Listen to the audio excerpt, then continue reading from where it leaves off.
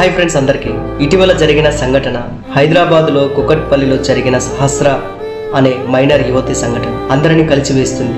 అసలేం జరిగిందో తెలుసుకుందాం. ఒక చిన్నారి, ఆమె తమ్ముడు మరియు పక్కింటి వ్యక్తికి మధ్య జరిగిన ఒక సంఘటన. ఈ పక్కింటి వ్యక్తి ఎవరైతే ఉన్నారో ఆ అబ్బాయి మరియు సహస్ర తమ్ముడితో రోజు క్రికెట్కి వెళ్ళి ఆడుకునేవాడు.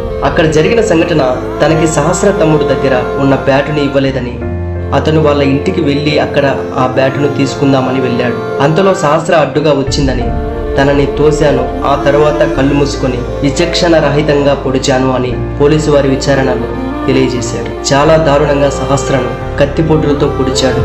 అయినా ఒక 10th క్లాస్ చదువుకునే ఒక బాలుడు అంత కిరాతకంగా ఏ విధంగా ఆలోచించగలిగాడు? దీనికి గల కారణాలు ఓటీటీలో చూసే మూవీసు మరియు వెబ్ సిరీస్ వలన అని పోలీసులు వారి విచారణలో తేలింది. ఈ ఘటనపై మీరు ఏమనుకుంటున్నారో ఈ క్రిందన కామెంట్ చేయండి.